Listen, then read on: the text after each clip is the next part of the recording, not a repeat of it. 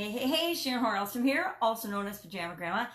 Today, I am thinking about the song from Madagascar when the little, I think it's a lemur, sings, "You gotta move it," the king of the lemurs. And I don't know why, but probably because I'm moving. And yesterday and the day before, I did not get much work done in my move it project. I can make a bunch of excuses and reasons, but I had family in town from Texas and was visiting with them, and they don't get up here very often, so to Wisconsin. So when family's in town, we drop everything and we pay attention because people are always more important than things. Much as the ex-husband will argue with me, my family is more important than me moving and packing and finishing up my kitchen. So today I promised myself I will finish packing my kitchen. I've got most of it done. We took a truckload of stuff to Goodwill the day before yesterday. I mean, a truckload from my kitchen. And not just like a couple of boxes, a heaping pickup truck full of things just from my kitchen. So I've got the stuff to pack up that other people are keeping. I'm giving a bunch of stuff and getting a bunch of stuff over to my daughters.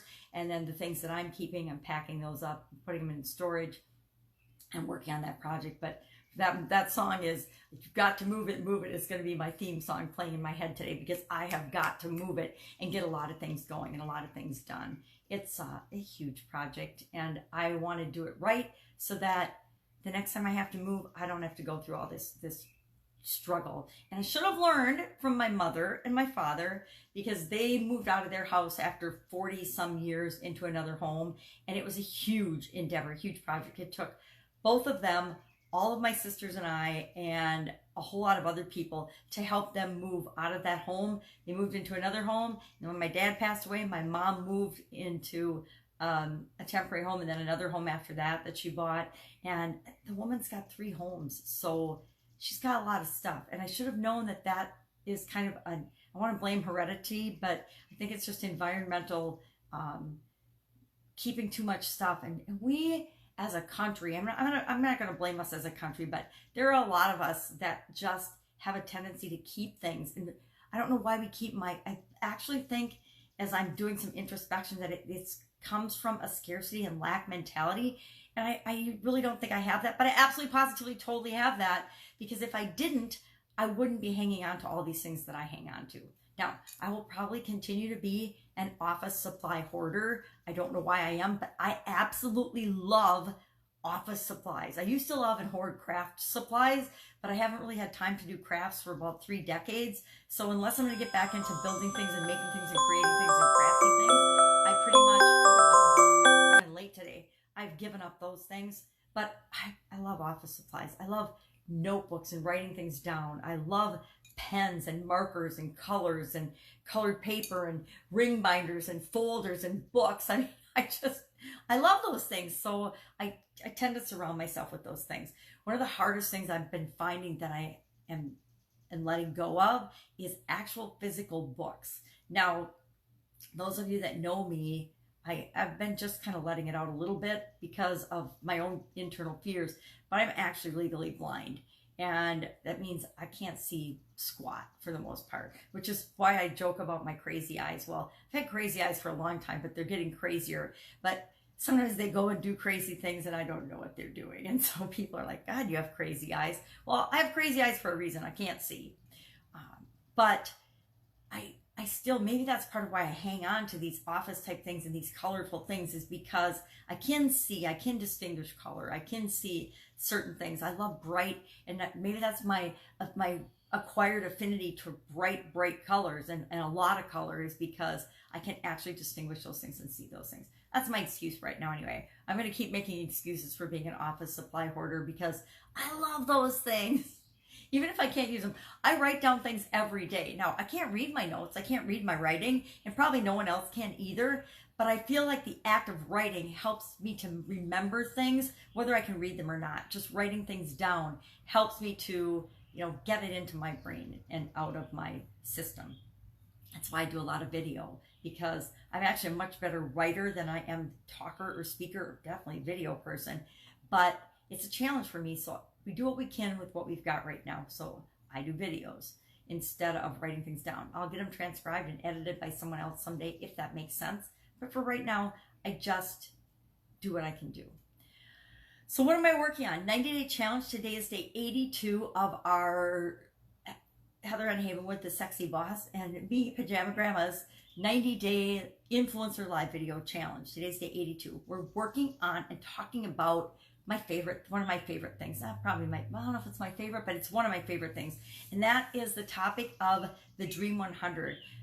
Building relationships with people that you want to have relationships with, that you want to partner with to do projects, do things, so that you can influence their audiences and they can influence your audiences.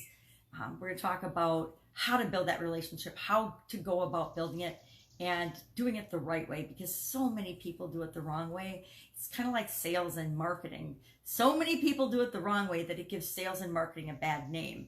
But there are pockets of people that are doing it right, that are building relationships, that are really about making the world a better place. And so I want to make sure, as part of this 90-day challenge, we're at least presenting this is what to do and this is how to do it right, so that it's getting out there. Now, of course, right and wrong is my opinion, but since it's our challenge, we get to say what is right in our opinion and teach that method. Just like everybody else has the right to teach what they want to other people, we get to teach what we want to other people. And I like to teach people how to do things the way that feels good to me. And right is, again, relative. What feels good to me is right for me. What feels good to my ex-husband feels right to him, it's right for him, but it's not right for me. And that goes without saying about absolutely everything, right? We create our own reality. We decide what's right for us, and it might not be right for anybody else. People might think we're crazy or goofy, but it doesn't matter. It's how it makes us feel. Now, again, so Dream 100 today, introduced the idea, had people start making their lists yesterday, because if you don't know about this Dream 100 concept and you want to know, hit me up. I've done several trainings on it. I did a piece in a couple of different coaching programs that I've done, and a couple of different courses that I've done. And I would be glad to send you, the link to those recordings. They're just, videos about the Dream 100, what it is and how you can put it to work in your life and in your business. We can Dream 100. We can create relationships or find people in any aspect of our life that we want to change or improve. And I was listening to Stephen Larson yesterday on his podcast, Sales Funnel Radio, and he was talking about gurus and the people that we follow and the people that we listen to. And one of the fastest, easiest ways to learn anything we want to learn is to find the person that is the absolute expert, or the one we resonate with, because who I think is an expert in, for example, he was giving the example of Myron Golden in speaking, and I love Myron Golden. I would follow him to the ends of the earth, and his ability to teach us to be great speakers. Is he the best speaker in the world? Is he the best person to teach speaking to everyone in the world? No. I can think of a handful of people that are awesome and rich because of speaking. There's Peng Joon, there's Dan Lok, there's Grant Cardone, there's Gary Vee, there's Myron Golden, there's Russell Brunson for internet marketing. But like he said, learn the one thing that makes and has made that person rich, that they created a framework and a way and a strategy of teaching other people how to do it, and just listen to that one expert, but only for that one thing. So you can pick whoever you resonate with. I named 5 or 6 people, and there's thousands of others. Who is the person that you resonate with the most, that has made money and is doing a great job teaching the skill that you want to learn? Listen to them and only them for that skill. Don't listen to, I would never listen to, I love Russell Brunson, my internet marketing guy, and I like Steve Larson too for offers and things, and specific things in funnel building and offer creation. But I wouldn't listen to them about anything else. I'm not taking health advice from Stephen or Russell. I'm not taking health advice from Myron. Anybody. Have they achieved a modicum of success in that area for themselves? Absolutely. But they're not the expert. So I would go out and find my own health expert for health. And now I have chronic pain and health challenges and blindness and illnesses that other people don't have. So I'm not going to go to, I love Kaylin Poulin for health and weight loss and fitness, but she's not going to be my expert for chronic pain or for health challenges. She could be my expert for fitness in one area, but not for everything. We have to go and pick and choose our own gurus, our own experts, the people that we listen to that meet our needs best, because we're all unique and different, and that we resonate with, that we can relate to. I love her. I listen to her for, weight, some things, but not for everything with respect to health. And definitely not with respect to chronic pain. She doesn't have chronic pain. Yes, she had a baby, but that's not chronic pain. Things like that. But for each thing that we want to learn and we want to become an expert at, we will search out those people, but not. And I am guilty of this. I am guilty of listening to too many people, too many experts in an area. The area of internet marketing, as I came online, I spun my wheels and lost a ton of time. I'm on day 542 of going from the brick and mortar world to the online world, and I still haven't gotten the success that I want in the online world and recreated what I had in the offline world, because I've done a lot of this spinning my wheels, following too many people, paying attention to too many people, and diversifying my energy instead of focusing my energy in on, this is what I need to learn now, this is why I need to learn it, this is who I'm going to learn it from, and I'm going to go out and learn it from them. Now, it's interesting because in my offline world, I was excellent at that.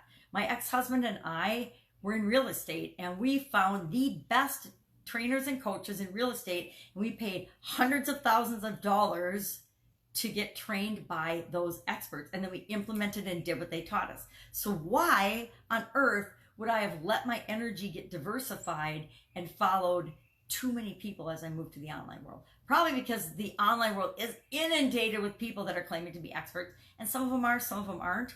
But instead of listening to my gut and who I resonate with, I just was kind of following the herd of training and learning and information overload. Those days are over. I have a handful of people and gurus I follow. I follow a different guru and specialist for my spiritual health and belief than I do for my physical wellness and health, than I do for my business health, my financial health, my contribution health. Each area I have only one person that I primarily listen to and follow, and it's actually really simplified and de-stressed my life a lot, because instead of having to listen to all the noise and all the things and everything that might get my attention, if it's not from so-and-so, I'll tell you some of my experts. And in a couple fields, I have a couple. For personal development, I love Tony Robbins, have for decades, and Brendan Burchard, and actually Vision, like a honey or whatever from Mind Valley.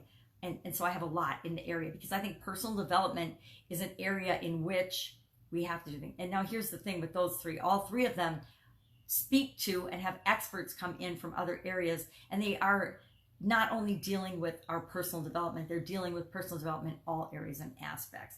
I've also followed and listened to Dean Graziosi on habits, millionaire habits, and T. Harv Eker. I mean, I've in the past dabbled with a lot of different gurus, but I've always leaned to Tony Robbins has been my all-time guy. And then I got exposed to a little bit of Brendan Burchard and Vision and Mind Valley. And it's because after my major health challenge, I had a sudden cardiac arrest, I was exposed to a lot of personal development people. And that was my time of massive personal development and learning about myself and why I do what I do, and how I got into the point where I thought being dead was better than continuing to live in the chaos that I was living in. And that's where I kind of got involved. I guess that would be another example of where I listened to too many different people, because I was searching for my answers. And now that I've gone through that transformation and I've learned a ton, now I can narrow in on, all right, this is my guy, this is my gal, this is my person that I'm listening to in this area. And as we change and grow and are transitioning and learning different things, we'll pick and choose different people that we follow and listen to.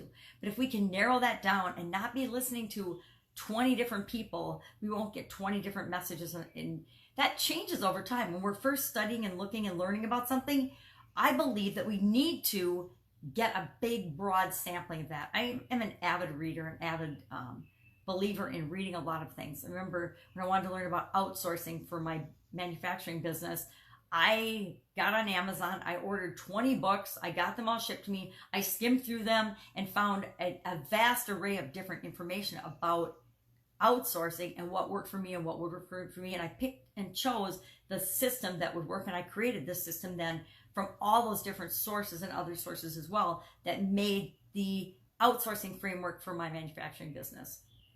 So we do that when we first start learning something. But once I created that framework and that foundation that I was using for outsourcing, I stopped listening to everybody else and I just continuously improved my own system. I think that that's what we do in most areas of our life. I studied a ton about health after my sudden cardiac arrest. I didn't before then. It was always dieting and losing weight and things prior to that. But when I had my sudden cardiac arrest, after that, I knew that if I didn't make massive lifestyle changes, I wouldn't be here. I certainly wouldn't be here now, but I wasn't even going to make it to the 3 or 6 year mark statistically if I didn't make those changes. So I did a ton of studying and information and research on different aspects of health, and not only just physical health, because my physical health was a reflection of my mental state, my emotional state, and those areas of my life, my spiritual state. So I needed to study all those. And then once I created my own system, and it took several years, probably 6 or 7 years, and I figured out what worked for me exactly, and I created my own system. Then I only followed my own system and continually improved my own health system. And the same is true of my business systems and things like that. Learn a ton, then the change and the learning switches from following only 1 or 2 experts to stay current in what is the leading edge of success in that skill or that area, but creating our own foundation, creating my own foundation and system that works for me and my businesses and my unique set of circumstances. And then it allows us to really cut down on the number of people that we listen to and the amount of noise that's coming into our life and how we focus our energies to create what it is that we want to create. That was a bit of a tangent, but I think that it was worthwhile. So the 90-day challenge and moving, those are my biggies, and my 4-year-old granddaughter. Those are my 3 priorities right now. My coaching students and everybody, you're my priority, and you can get me anytime on Voxer. So never worry about that. I can talk and pack at the same time. Might not be able to Hulk boxes at the same time, but I can talk and pack at the same time. We'll get help with the bulky work, the hulky, bulky box lugging work, because that kind of tires me out. I don't mind packing and unpacking, but the bulking and the hulking, I get help with that, especially the heavy lifting. I used to be really good at that and super strong, but now I'm just kind of an old lady weakling. And so I say no to stuff that I would do in the past that I probably shouldn't have. Now I just say, nope, not going to carry that hacho, not going to help with the sofa. I'll carry the cushions, but I'm not helping to help the sofa. I'm not moving the beds. I'm not moving anything heavy. And that's not being lazy. It's just I know to get help and ask for help when required. And those are things I need help with. So what are you working on today? What have you got going? It's a beautiful bird chirping sunny day, and so I'm going to make sure I get outside for a little bit today because moving is important to me. But if I can help you in any way, go ahead and hit me up. It might be another week or so with my move, but I will point you in the right direction if I can't help you and you need something urgently. Take care. Have an awesome day. I'll, of course, be with you tomorrow.